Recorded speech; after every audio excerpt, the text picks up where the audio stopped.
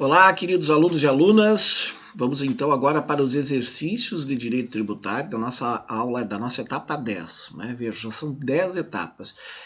Olha, eu acho que nós já chegamos aí resolvidos algo em torno de 80 até 90 exercícios. 90 exercícios nós já chegamos, e vejam bem, tu começa a ter densidade para começar a resolver questões. Por isso que quando nós formos cada vez mais trabalhando com conteúdos, nós vamos ter muitos exercícios de revisão. Porque primeiro tu precisa aprender o conteúdo, não tem jeito, tu precisa dar aula explicativa. E depois tu precisa resolver exercícios para colocar em prática e amadurecer, maturar esse conhecimento adquirido nas nossas aulas de legislação, no que tange agora ao direito tributário. Tá? Então, uma das características é sempre em cada etapa nós termos algumas questões de diversas bancas, para que a gente consiga pegar todas as nuances, todas as especificidades dos conteúdos, tá bem? Então, como vocês bem sabem, né, vocês podem baixar os exercícios em PDF, tu pode baixar o exercício em PDF e imprimir e fazê-los, tu pode somente fazê-los, abrir em PDF, fazê-los no computador ou no celular, mas também tu pode concomitantemente a minha resolução ir resolvendo. Eu sempre digo, pause, tu vai lá, pausa e faz exercício. Mais uma coisa interessante que eu estava falando na aula passada. Hoje serão 6 ou 7 exercícios. Esses 7 exercícios eu levaria 1 hora numa aula presencial, porque tu dá o tempo de 5 minutos. Olha só, se eu for dar 3 a 4 minutos por questão, se são 7 questões, só vai ver meia hora. Meia hora só para dar tempo de resolução. Mas talvez 40 minutos comentando as questões, 40 minutos comentando as questões e resolvendo. É uma aula de 1h10, 1h20. E aqui essa aula, ela dura o quê, guris? No máximo 20 minutos. No máximo 20 minutos. Por quê? Porque tu faz as dúvidas que tu tem, eu não abro mão que tu vá lá no WhatsApp e tire a tua dúvida, tá bem? Vamos lá então, vamos para as questões, já está. Etapa 10, aula 10, questões direito tributário. E começamos com a questão de número 1, Fundatec 2020, mas isso é uma questão municipal, né? De banca estadual, Banca do Rio Grande do Sul, Fundatec, Prefeitura de Panambi, fiscal tributário, valendo. Dá pause e faz a questão. Bom, então vamos lá. Deixa eu pegar aqui a minha caneta. E foi. O Imposto sobre Propriedade de Veículos Automotores, o IPVA, e o Imposto sobre Circulação de Mercadorias e Serviços, o ICMS, eu não li todo, né, Guris? Porque a gente já está vendo que é IPVA e ICMS. São tributos de competência estadual, ou seja, que é arrecadado junto aos contribuintes. É o Estado que arrecada. Ele não falou do Distrito Federal, tá errado. Não, ele está dizendo que é de competência dos Estados. Ele não disse que não é do Distrito Federal. Eu quero que tu entenda que isso pode ser aceito, porque neste contexto o Distrito Federal é considerado um Estado, e quando ele fala do IPTU, o Distrito Federal é considerado como se fosse um município, então ele não precisa ficar dizendo isso nas questões. Se disser, melhor, mas isso não anula a questão.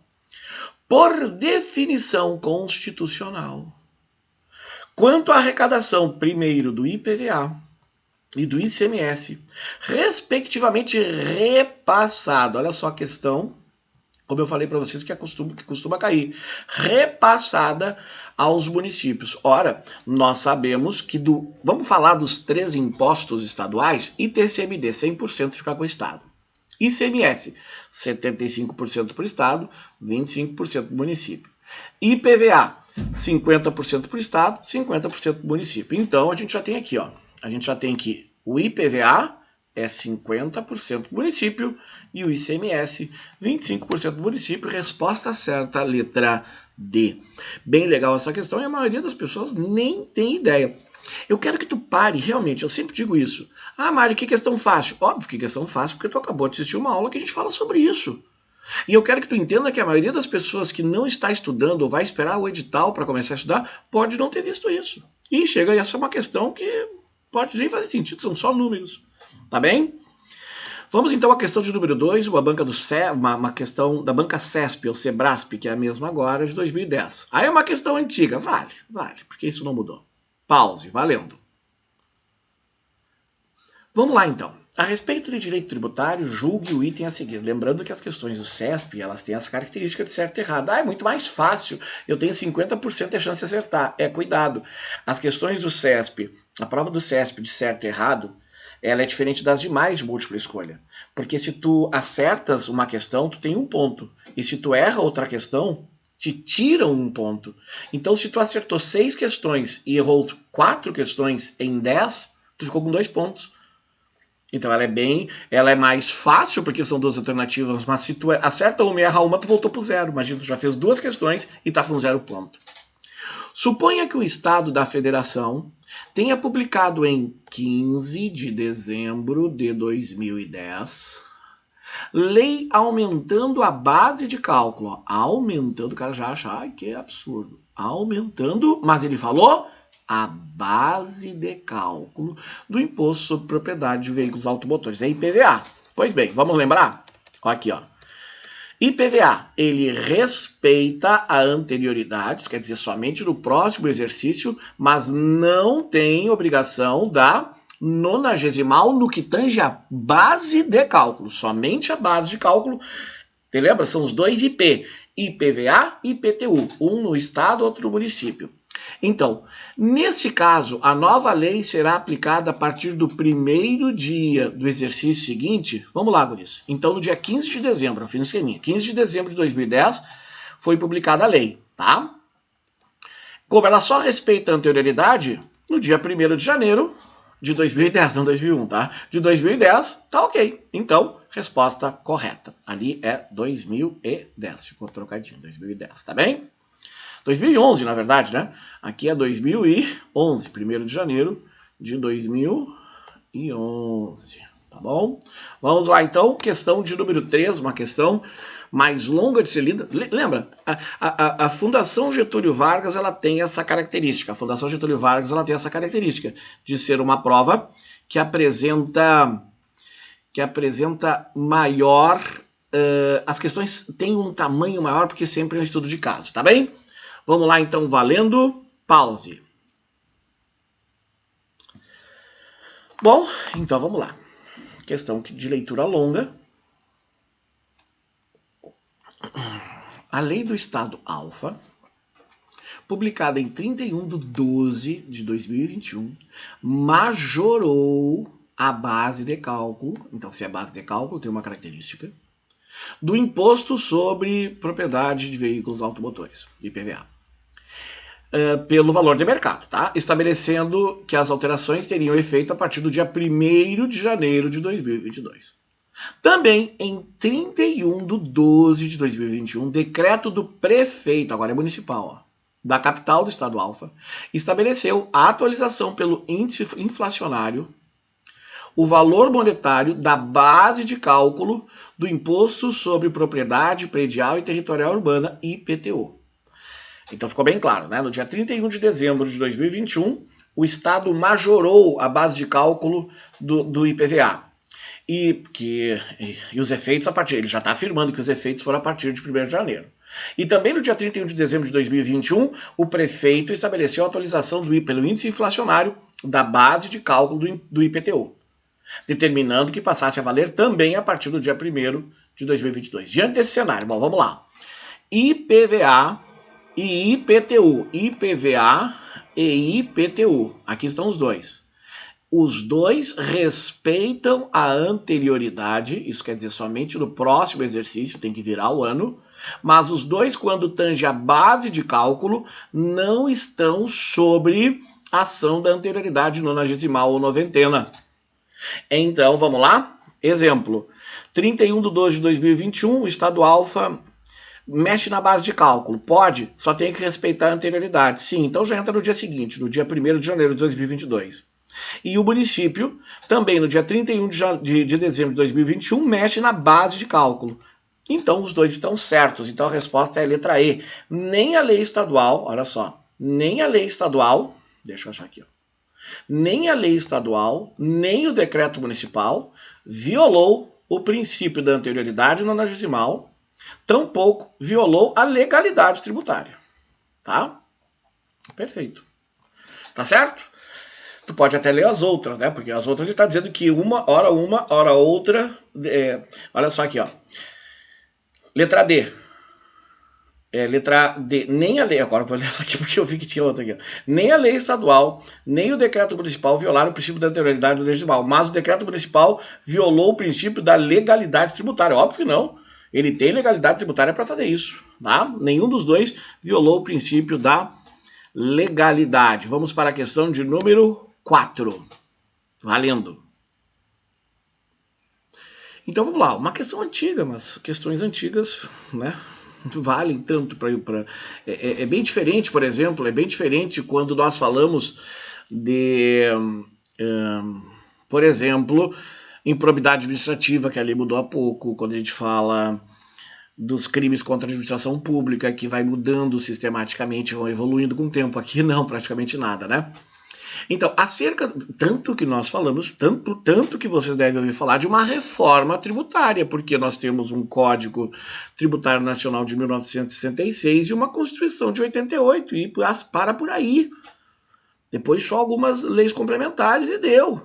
Então é necessário sim. Mas não há interesse, né? Não há interesse do Estado que se diminua ou que se faça impostos diferentes, com tributações diferentes, como existem em outros países, por exemplo, como o Uruguai, que cobra o IVA, tá bom? Vamos lá. Acerca do imposto, é mais ou menos assim, ó. Deixa eu até virar aqui, ó. Deixa eu virar aqui, ó. Quando tu taxa o produto, né? Quando tu taxa a produção, ou quando tu taxa o contribuinte. Porque é o seguinte, ó, eu quero que tu entenda que a injustiça tributária, a desigualdade tributária, ela funciona assim, ó. Se tu ganha R$1.000 e gasta R$100 numa cesta básica, eu tô fazendo bem claro para tu entenderes, e tu pagas R$10 de imposto sobre os R$100, tá? Tu paga R$10 de imposto sobre R$100, R$10 de R$1.000 que tu paga de imposto é 0,1%, tá?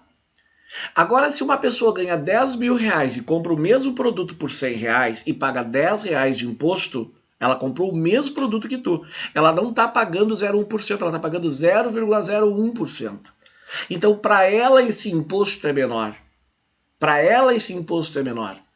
Porque a pessoa que ganha R$1.000, o valor do imposto de R$10 para quem ganha 1.000 é muito maior do imposto de R$10 para quem ganha 10.000. Por isso que tu não pode ficar taxando o contribuinte lá no final, tá? Mas isso vai ser uma discussão para as próximas aulas, tá bem? Era só para tu teres uma ideia sobre que a gente fala sobre essa reforma tributária tão importante do nosso país.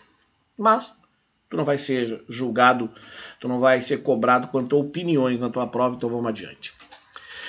Questão 4, acerca do imposto sobre operações relativas à circulação de mercadorias, sobre prestação de serviços, de transporte interestadual, o ICMS. E o imposto IPVA. Julgue o item subsequente. Olha só como legal a CESP. Ela fala dos dois, mas ela vai te perguntar de um só. Ela vai te perguntar sobre um somente. Que é o seguinte, ó, o IPVA é um imposto direto em que ocorre o fenômeno da transferência da carga tributária a terceiro. Eu não citei isso. Mas por que tu botou na questão? Porque vocês vão enfrentar em algumas questões algumas coisas que eu não falei. Ninguém consegue ter domínio de 100% do conteúdo, ninguém passou por 100% das possibilidades. E eu falei, cara, eu vou botar essa questão, porque eu não cheguei a trabalhar ainda imposto direto e indireto, e eu vou aproveitar essa questão para dar definição, ela é muito simples. Olha só, imposto direto incide sobre a pessoa física ou jurídica. É ela mesma que paga. Olha só, é o imposto de renda, é o IPVA, é o ITR, é o IPTU. Isso quer dizer, eu tenho um carro, então eu pago IPVA. Eu recebi um dinheiro, então eu pago imposto de renda. Eu tenho uma casa, então eu pago IPTU. Eu tenho um campo, então eu pago ITR. Já o imposto indireto incide sobre a produção e serviços. Então não é sobre a pessoa física ou jurídica em si. É sobre um produto ou é sobre um serviço. Então, é o ICMS, ó. Por que ela é transferida para terceiros? Porque eu quero que tu entenda o seguinte, ó. Quando tu pega o IPVA, chegou para tu pagar o IPVA. O carro é teu, tu pagou o IPVA, que é do teu carro. Pronto, acabou. Agora o ICMS, o posto de gasolina, ele recolhe o imposto, ele paga o imposto para o Estado, nesse momento agora é 18%, porque o Senado regulou em 18%, ele paga o imposto para o Estado, só que ele repassa para ti. Quem vai pagar esse imposto, na verdade, é o consumidor, é o dono do carro, que está botando a gasolina dentro do seu carro. Então por isso que é um imposto indireto. Não é a própria, não foi o contribuinte. Olha só, o que eu quero que tu entenda é o seguinte, ó. Pra tu entender o que é indireto. Ah, eu fui no posto de gasolina e botei R$200 de gasolina. Agora eu tenho que pagar R$36 pro Estado, porque o ICMS é de 18%. 18% é 200, é 36. Agora eu vou lá no banco, vou fazer uma guia, vou recolher. Não, não é assim. É tu que tá pagando, porque é tu que tá pagando de fato o preço da gasolina, mas quem tá recolhendo é o posto. Entendeu? Então por isso que ele é indireto, tá? O ISSQN também, ele é indireto. Alguém prestou um serviço, esse alguém que prestou o serviço, um eletricista, ele fez um serviço na tua casa, cobrou R$2.000 pelo serviço. Tá? Tu foste lá e pagaste R$2.000 pelo serviço. Agora, é tu, o dono da casa, que tem que ir lá e recolher o ISSQN? Não. É o dono, por exemplo, do município, é 3%. Tá? Então ele foi lá e recolheu R$180. Tá? Ele recolheu R$180. 3%? Peraí, R$60. R$2.000, ele recolheu R$60, ele mesmo, quem prestou o serviço. Então, é indireto. Porque foi tu que pagou, na verdade, esse imposto, mas quem está recolhendo é o eletricista. Ficou claro? Então, olha só o que ele diz. O IPVA é o imposto direto. Sim, é direto. O carro é meu e eu que pago. Em que ocorre o fenômeno da transferência da carga tributária para terceiro. Vejam, a primeira parte da questão está certa. O IPVA é o imposto direto, mas a segunda parte é errada. Ele dá a explicação do imposto indireto. Entendeu isso? Vejam só, numa questão eu consegui matar um conteúdo, né? E lá foi. Então está errado, né? Está errado. A primeira parte está certa, a questão está errada. Questão 5, Fundação Carlos Chagas, Prefeitura de Manaus, assistente fazendário, valendo, pause. E vamos lá.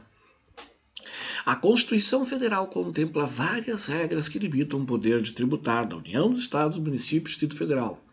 De acordo com o texto constitucional, o IPVA, taxa, cara, é tão errado porque o IPVA é um imposto e ele é estadual. Então ele conseguiu errar duplamente, ele chamou de taxa municipal. O ITBI, Imposto Municipal, certo, tá? Intervivos, até aqui tá certo. Está sujeito aos princípios da anterioridade do exercício e da anterioridade nonagesimal e da irretroatividade? Sim, correto. Irretroatividade é óbvio, né? Não posso fazer o imposto que valha anteriormente. Então, o princípio da irretroatividade, sim. E o ITBI tá aqui, ó. Ele respeita tanto a anterioridade quanto a nonagesimal. Resposta certa, a letra B. Mas vamos analisar as outras? As taxas instituídas pelos municípios não estão sujeitas ao princípio da legalidade? Pessoal, tudo está sujeito à legalidade. O IPVA, tributo municipal, acabou. Estadual, né? As contribuições de melhoria instituídas pelos municípios não estão sujeitas ao princípio da legalidade? Não. Então tá, já matamos a questão. Questão de número 6. 2018, Banca Fundação Carlos Chagas, Procurador de Estado. Pause.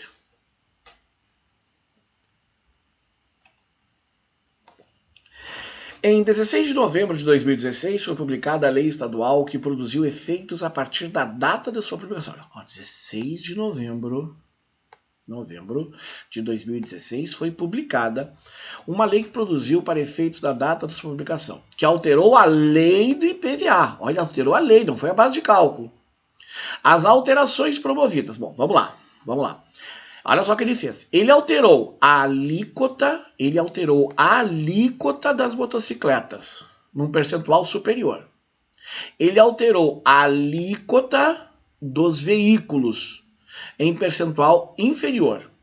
E ele alterou a base de cálculo de veículos de passeios em valor superior ao anteriormente fixado. Tudo bem. O que acontece? Eu tenho para o IPVA, vamos ver se aparece aqui, tá? Não apareceu aqui, mas para o IPVA, ele não respeita a nonagesimal para a base de cálculo. Para alíquotas tem que ter a nonagesimal, tanto faz se é para cima ou se é para baixo. Tá bem? Então vamos lá.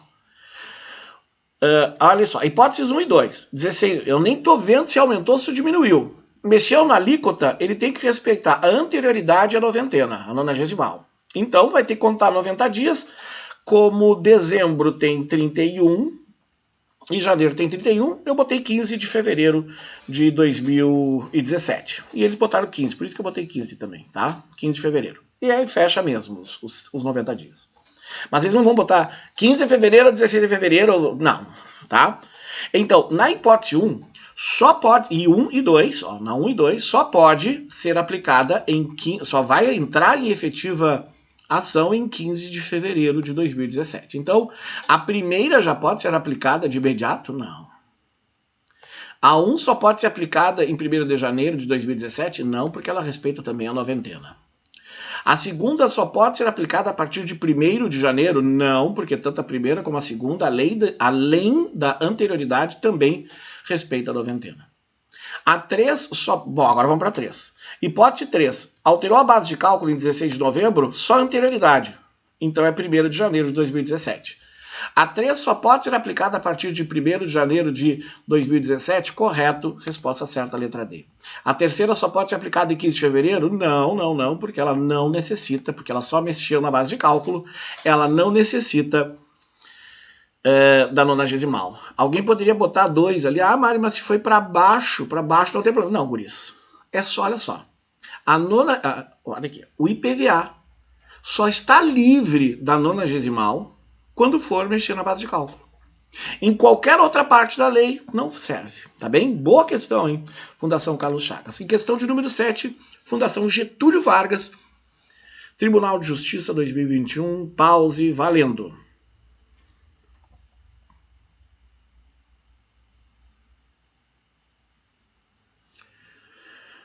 Vamos lá, então. Se eu não me engano, essa aula de exercício ela tá mais longa que a aula de resumo, tá bom? Vamos lá, então. Mas é legal isso, né? É a questão número 7, 2021. Lei do Estado Beta, ó, Estado Beta, promulgada em 15 de setembro de 2019, previu o aumento de certa alíquota de ICMS pelo período de 1 ano, a contar de 1º de janeiro de 2020. Em 28 de dezembro de 2020, quer dizer, a lei já está lá correndo. No outro ano, no final do outro ano, sobreveio outra lei prorrogando por mais 1 ano, a contar de 1º de janeiro de 2021. Então vamos lá, vamos entender a primeira parte. O Estado Beta, na hipótese 1, ele promulgou uma lei no dia 15 de setembro. Como ele mexeu na alíquota e não na base de cálculo, a alíquota tem que respeitar a anterioridade e a noventena. Então, só pode entrar em exercício no próximo ano e, além disso, tem que se contar 90 dias. Só que os 90 dias, ó, 15 de setembro, 15 de outubro, né? 15 de novembro, 15 de dezembro. Ela vai estar tranquila. A noventena vai cumprir em 15, arredondando, em 15 de dezembro. Mas assim mesmo, como tem que respeitar a anterioridade, vai ter que ser em 1º de janeiro de 2020. Então, a primeira está correta, não tem problema nenhum. Aqui, ó, quando ele fala a contar de 1º de janeiro, está correto, tá? Certo. Só que ele disse que em 28 de dezembro, lá 1 ano depois, entra outra lei prorrogando. E agora eu vou te dizer o seguinte, ó. Leis que prorrogam tributos, já está consolidado isso no STF, é só anterioridade, tá? Só respeita a anterioridade. Porque ele não alterou mais a alíquota, ele só prorrogou. Então, vamos ver o que tem de resposta? Já marco aqui, ó. A lei estadual de 28/12 não viola a anterioridade tributária, por se tratar de mera prorrogação de alíquota, sim. A prorrogação lá no STF foi um assunto que eu não trabalhei, mas apareceu a questão, vou ter que botar.